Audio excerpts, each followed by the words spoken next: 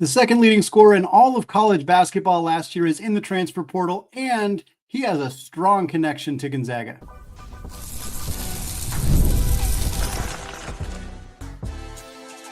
You are Locked On Zags, your daily podcast on the Gonzaga Bulldogs. Part of the Locked On Podcast Network, your team every day. What is going on, y'all? Welcome into another live edition of the Locked On Zags podcast, part of the Locked On Podcast Network, your team every day. I'm your host and longtime Gonzaga podcaster, Randy Patton, here to bring you news and updates on all things Zag athletics. Today's episode of Locked On Zags is brought to you by Game Time. Folks, download the Game Time app, create an account, and use code LOCKEDONCollege for $20 off your first purchase. We're recording this live here on YouTube at about 3:15 Pacific time on Tuesday, so about 9.5 or 8.5 hours before the transfer portal window officially closes. At that point, we will know if there are any more Zags entering the transfer portal. So far, just the four: in Dusty Stromer, Michael Ajayi, Graydon Lemke, and Jun Suk Yo. Wednesday's episode, we're going to talk about who's in, who's out, a full kind of look at Gonzaga's roster post transfer portal entrance period. But right now, while we wait to kind of see if anything's going to change on the roster, we're going to talk about three transfers that all have some connection to Gonzaga's either current or previous coaching staff, and players that we think could be fits for Gonzaga this upcoming season. We're going to talk about those three players here, one for each segment. A pair of them played for RJ Barsh at Florida State when he was an assistant coach there. We're going to get to those two guys later, but we're going to start with Trent McLaughlin. A lot of people have been asking about him since he entered the portal. I think officially it was announced on Monday evening when he entered the portal. And so we're going to talk about him. He's a 6'6" guard, originally from Chandler, Arizona, spent the last 3 years of his college basketball career playing at Northern Arizona University in the Big Sky Conference, where Gary Bell, a former Gonzaga player and currently an associate head coach for NAU. He used to be not only a player at Gonzaga, but was on staff as a grad assistant as well. So that's the connection to Mark Few and the Zags. McLaughlin actually began his career at Central Connecticut, despite being from Arizona. He played there in the 21-22 season, averaged about 6 points, 3 boards, shot 40% from three in about 21 minutes per game. Hit the portal after that year, ended up at Northern Arizona, which is where he spent the last 3 seasons. He was a bench player his first year there, started 11 out of 35 games, averaged just 5 points, but still shot 39% from three. And then he stepped into a bigger role as a full-time starter in his junior year. This was the 2023-24 season, started 32 out of 33 games, played about 35 minutes per night. And that's when we saw him really blossom as a scorer, went from, again, 5 points per game his first year at NAU to 16.5 points per game as a junior, about 3 boards, about 2 assists, 1.5 steals. The 3-point percentage dropped fairly considerably. Again, at Central Connecticut, he was about 40%. In his first year at NAU off the bench, he was about 39%. In his first year as a full-time starter playing 35 minutes per game, that dropped to 32.9%, but on a significant volume, 6.8 3-point attempts per game.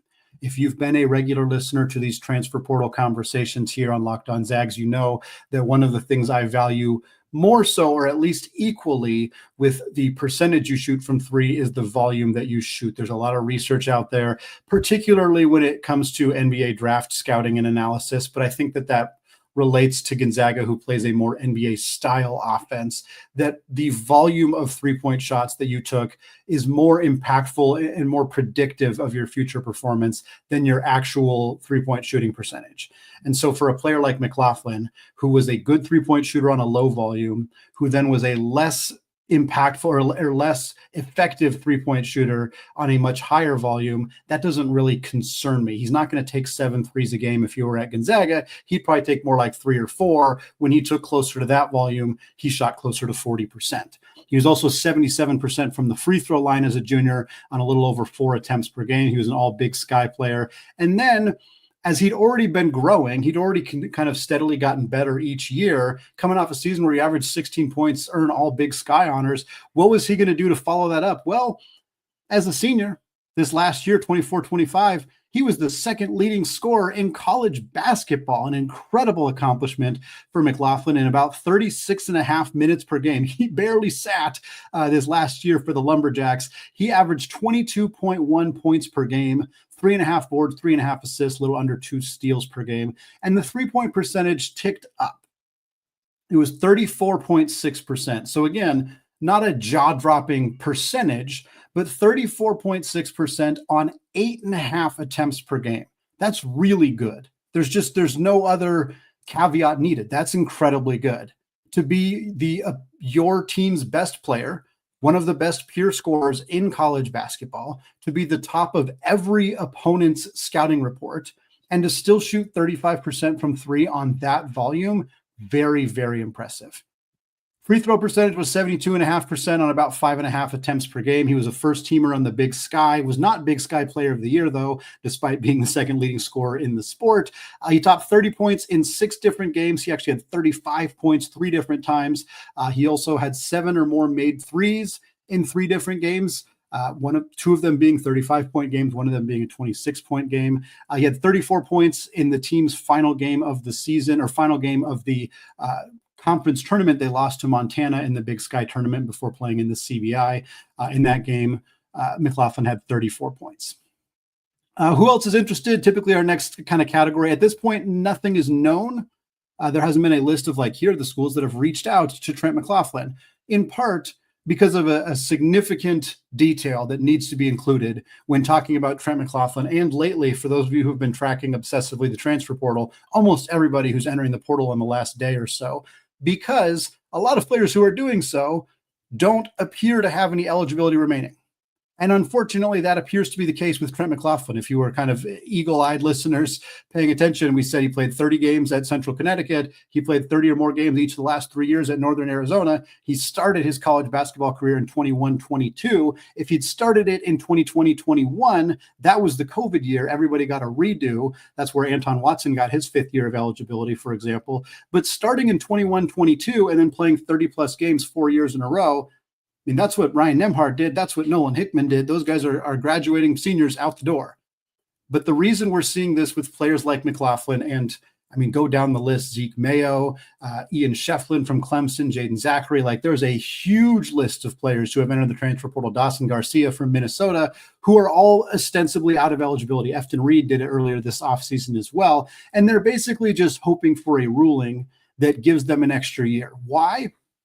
Because at this point, every single time the NCAA has tried to enforce a rule, some judge somewhere has said, "No, you don't get to enforce that," and the rules have changed.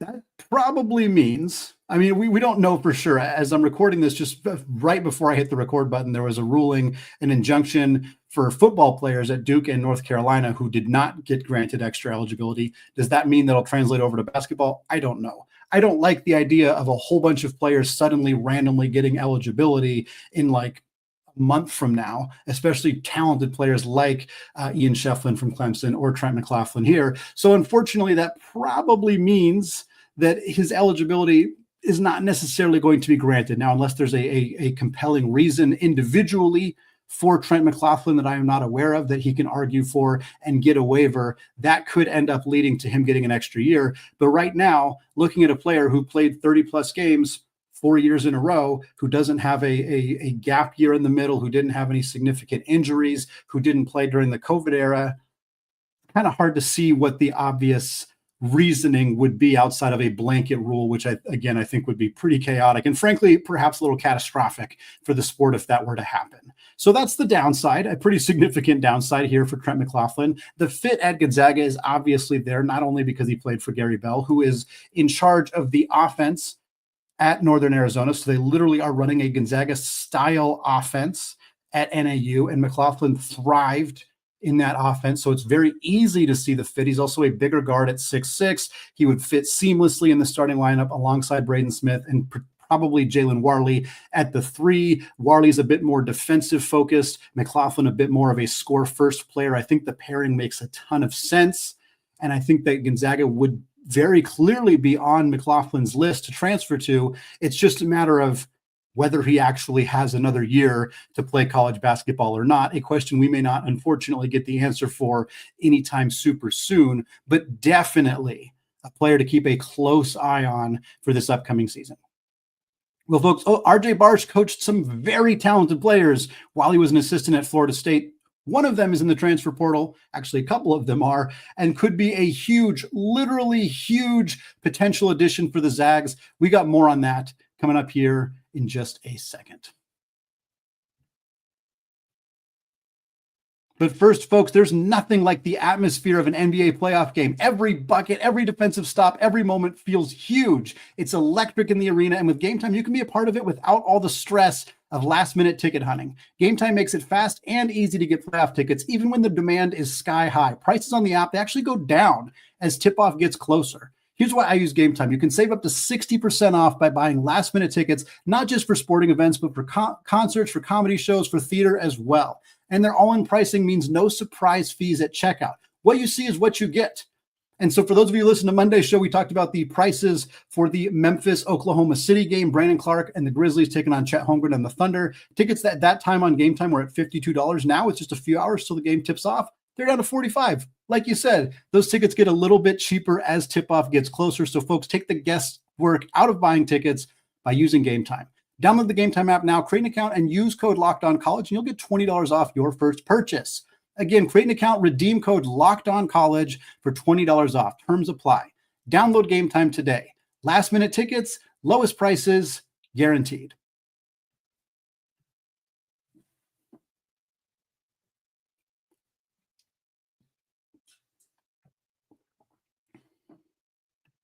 All right, folks, segment 2, still Eddie Patton, still Locked On Zags podcast. We're still talking transfer portal targets for Mark Few and the Gonzaga Bulldogs as we record 8.5 hours before the transfer portal window officially closes, and we will know if any more Zags are entering the portal or who else is entering the portal, whether it's Zags or not.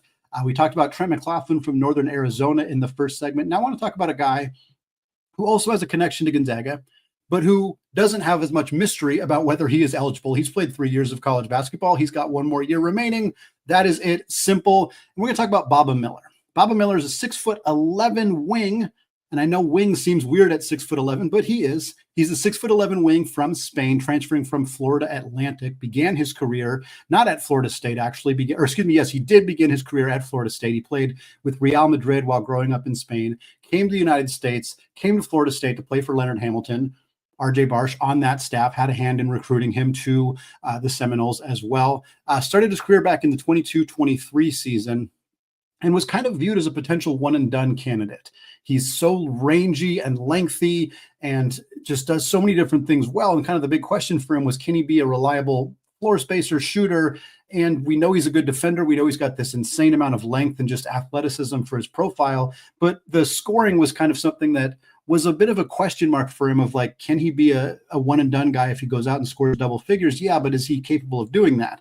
Well, the fact that he's about to play his senior year of college basketball probably tells you a little bit about the answer to that question.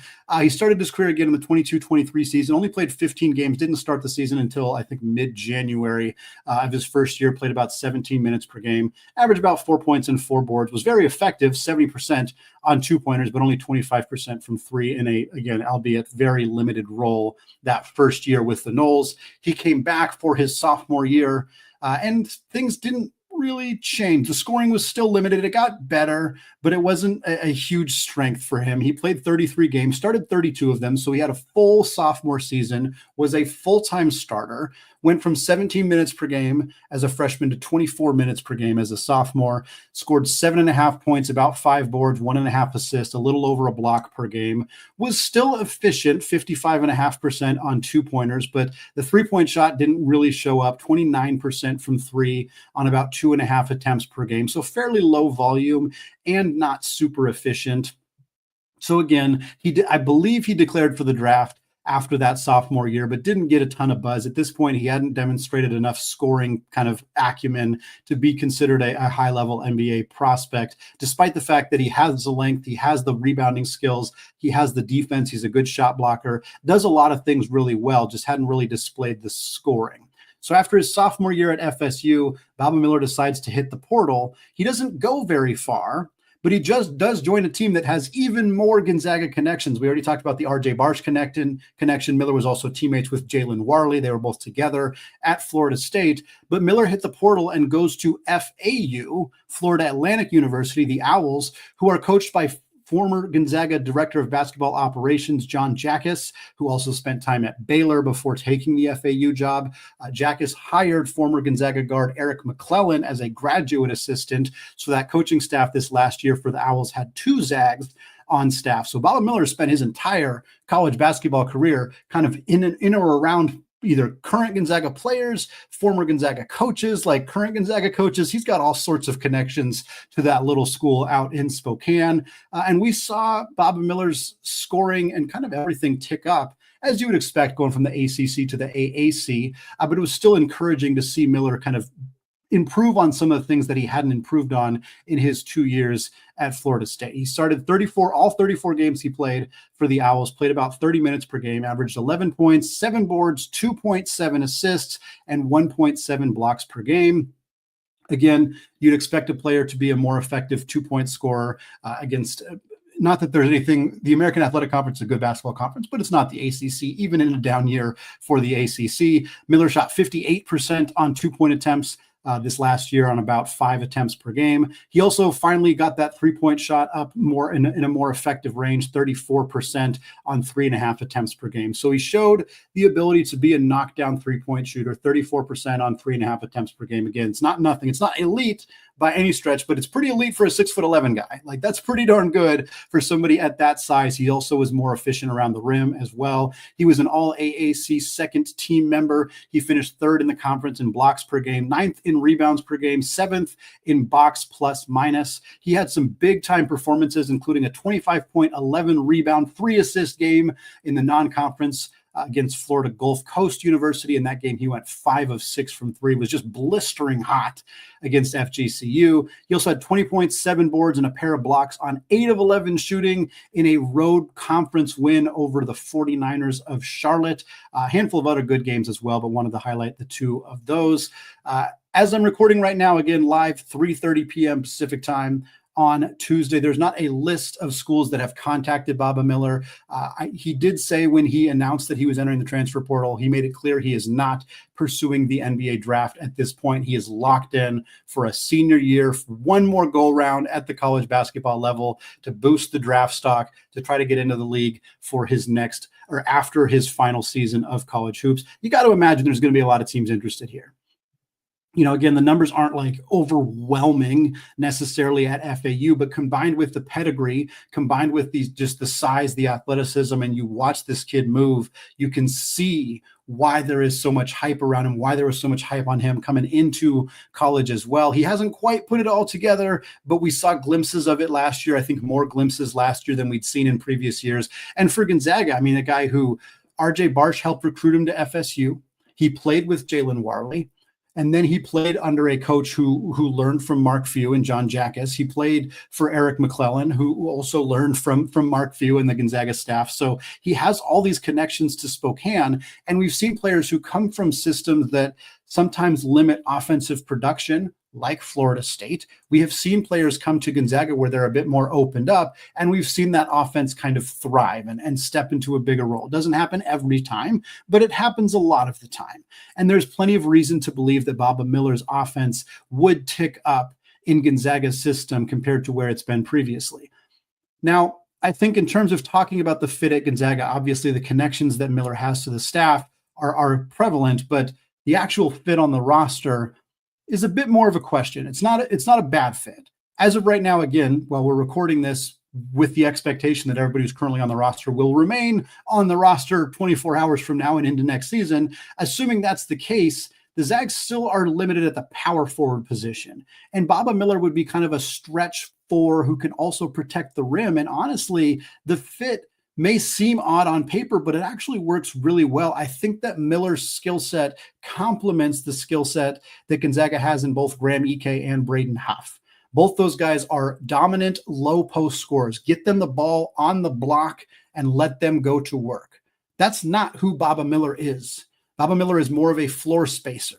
He's somebody you put away from the rim. He can put the ball on the deck. He can get to the rim, but he doesn't need to be just standing down low, posting up. That's not really who he is. That's not how Gonzaga would utilize him. I think he's more capable of filling like a Ben Gregg role than he wouldn't be a replacement for like a Huff or an Ike. He would be a Ben Gregg type player. And I think that fits better. And then defensively, he is somebody who can block shots with that length, with that size. Gonzaga does not have rim protection on this roster outside of Ismaila Diane, who I do think steps into a bigger role next year, but having more rim protection, having a help side defender in Baba Miller, being able to step into that role would be crucial for Gonzaga.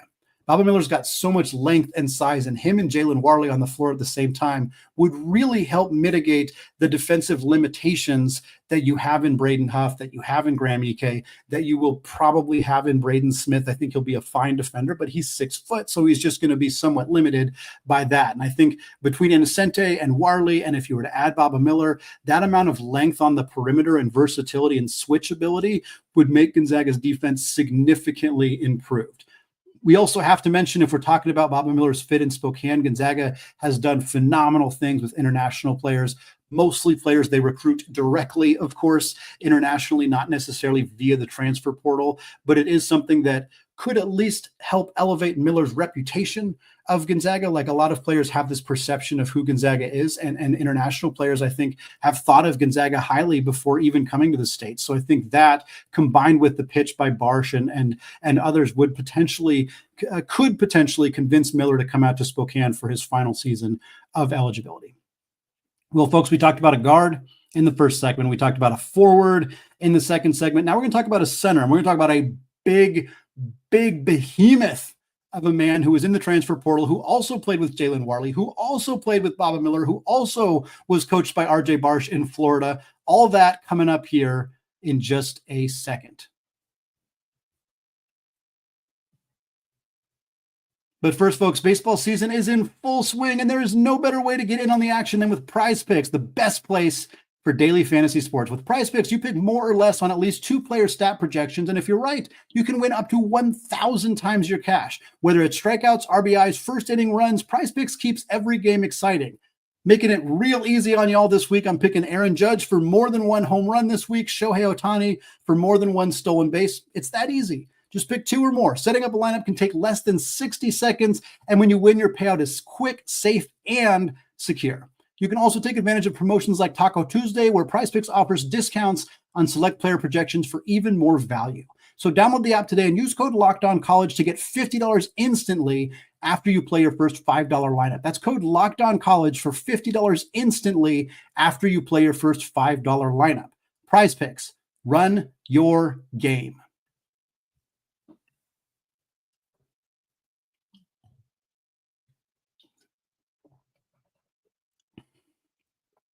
All right, folks, closing out the show, continuing our conversation here about some transfer portal targets for Mark Few and the Gonzaga Bulldogs. We're going to talk about a guy now who was teammates with Baba Miller at Florida State, who also was coached by RJ Barsh, who was also teammates with Jalen Warley at Florida State, although he spent the last 2 years of his career at Syracuse. That would be a former target by the Gonzaga Bulldogs in the transfer portal, Nheem Mloud. Nheem Mloud is a 7'4", you heard me correct, 7'4" center from Philadelphia. He began his career at Chippewa Junior College. So he was a JUCO player similar to Mike Legai. So he spent 4 years at the Division I level. And so you may think, oh, is this similar to the Trent McLaughlin situation where he's not actually eligible for another year yet? No, Mloud does have an additional year of eligibility. He also had some injury issues, so he might have been able to get a waiver regardless. But similar to Mike Legai having an extra year because part of his eligibility was used up at the junior college level, that applies for Nheem Mloud as well. Began at Chippewa Junior College before landing at Florida State in the 21-22 season. Played just 18 games in about 11 minutes per game his first year. 4.5 points, 2 boards, about a half a block per game, 68% on 2-pointers. We saw the role increase as a sophomore, his second year at Florida State in that 22-23 season. And while he went from 18 games to 28 games. He went from 5 starts to 11 starts. He only went from 11 minutes to 13 minutes per game. Part of that is some conditioning concerns. Anybody who's 7'4" is probably going to have some conditioning concerns. And part of that is the fact that Leonard Hamilton, while he was the head coach at Florida State, was kind of known for playing 10, 11 guys, playing these huge rotations and having a lot of substitutions and having very few players play more than like 23, 25, 26 or so minutes per game. I think that context is important for any player in the transfer portal. Look at some of those kind of team context things, but certainly important for a player like McLeod. Of course, we'll talk about his fit in Spokane. He's not going to be asked to play 25 minutes per game if he were coming to Gonzaga anyway. But it is still, when looking at his stats, you're going to see 3.8 points, 2.7 boards, 1.2 blocks in that second season at Florida State. Again, that's in 13 minutes per game. He's only 55% on two-pointers, though, which isn't bad, but 55% on two-pointers for a guard is pretty good. For a undersized big is okay. For a 7'4" guy, it's not great. It's not great. So after his second season at Florida State, McLeod hits the transfer portal, and at this point, Gonzaga pursued him. We know that because he was in a lot of rumors. There was rumors that Syracuse paid him a big bag of money, which at the time was kind of unheard of, or at least not as common. Barsh had also just made his move over to Gonzaga. He was trying to bring McLeod with him. McLeod ends up landing at Syracuse after being pursued by Gonzaga. And in his first season with the Orange, he played in just 14 games. Again, injuries have been a part of McLeod's story. Played about 15 minutes per game, averaged about 4 points, about 4.5 rebounds, 2 blocks. Again, 2 blocks in 14.6 minutes per game. So again, 1.9 blocks doesn't look great. In 15 minutes per game, that is incredible block rate from McLeod in his junior season, his first year at Syracuse. He shot about 60% on two-pointers as well.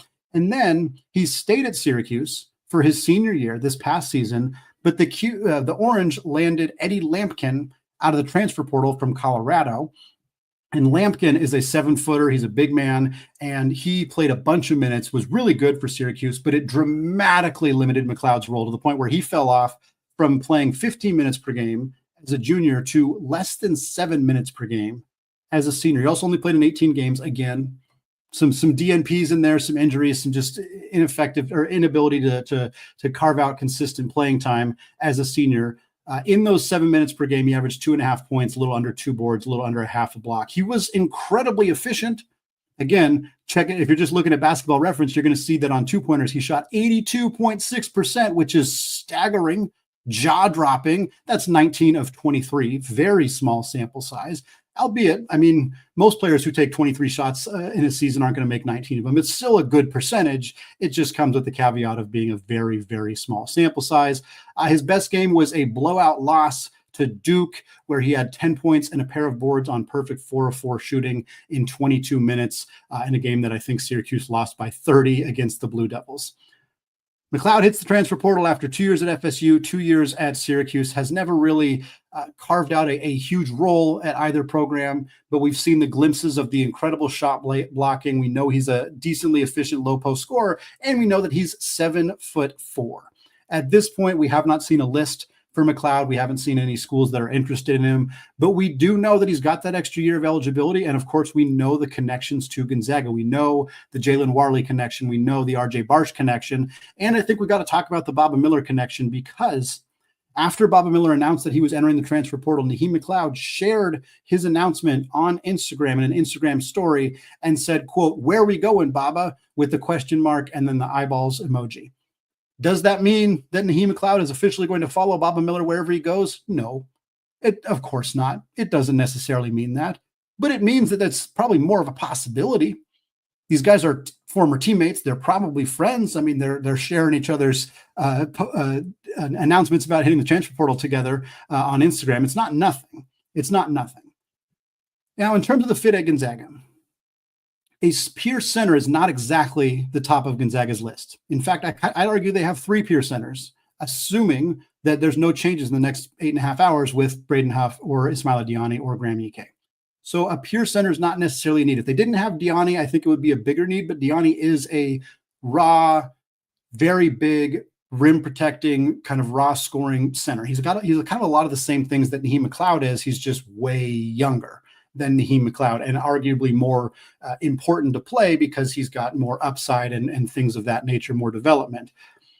But if Nheem Mloud and Baba Miller are wanting to transfer together, you take him. You make it work. You figure it out. McLeod, maybe he just doesn't play much, kind of like he didn't play much at Syracuse. Now, if he's wanting to go somewhere where he's guaranteed to get 18 to 20 minutes per game, he's not going to Gonzaga. It's not going to happen. They don't have the, again, assuming nothing changes. If 24 hours from now or 9 hours from now, we find out that Graham Ike or Brayton Huff or Deani aren't returning, all of this conversation changes and McLeod becomes more of an important target for Gonzaga. But as of right now, I would argue that Nheem Mloud is more superfluous to Gonzaga's current roster in the sense they don't need him. But if you could get him and Baba Miller, holy cow, would you have more length, more rim protection, more overall just versatility defensively than Gonzaga's had in a really long time? Again, I don't know what his role would look like exactly, but the depth in the front court, the depth at the center position, the length and versatility, and just overall just defensive doggedness that you would have with Warley and Miller and McLeod and Emmanuel Innocente and others on this roster would be so much fun to watch.